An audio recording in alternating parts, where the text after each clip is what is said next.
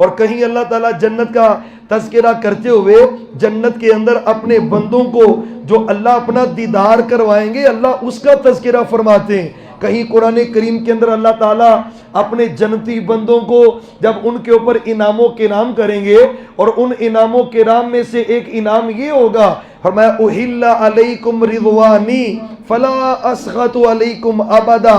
اے میرے بندو تم جنت میں آ گئے, آج کے بعد میں تم پہ راضی, دوبارہ کبھی میں تم پہ ناراض نہیں ہوں گا.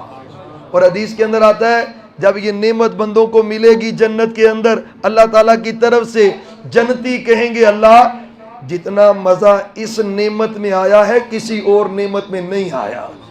اور ایک حدیث کے لفظ ہیں جب اللہ تعالیٰ اپنا دیدار کروائیں گے, حدیث بڑی پیاری ہے, حدیثیں ساری بڑی پیاری ہوتی ہیں لیکن یہ حدیث مجھے بڑی پیاری لگتی ہے, حقیقت ہے. اللہ تعالیٰ قیامت والے دن جنتی بندوں کو بلوائیں گے, جنتی کہیں گے لبیک وسعدیک, اللہ ہم حاضر ہیں, ساری بلائیاں تیرے ہاتھ میں ہیں, ہم حاضر ہیں.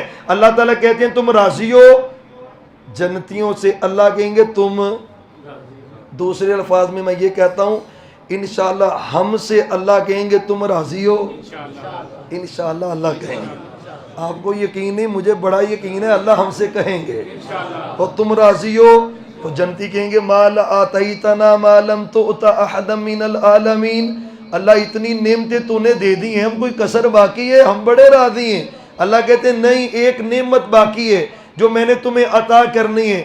اللہ اتنی نعمتیں ہیں جو دل کے اندر خواہش پیدا ہوتی ہے تو عطا کر دیتا ہے, پھلوں کی صورت میں ہو, کھانے کی صورت میں ہو, دنیا جہان کی کوئی نعمت ہمارے دل میں آرزو پیدا ہوتی ہے تو دے دیتا ہے. اتنا کچھ تو نے دیا ہے اللہ, اور کچھ نہیں چاہیے. نہیں, ایک نعمت ابھی باقی ہے, ایک نعمت ابھی.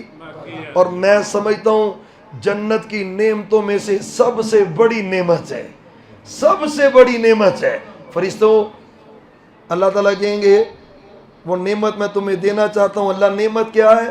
حدیث میں آتا ہے اللہ اپنے چہرے سے پردہ ہٹا دیں گے. سبحان اللہ, سبحان اللہ.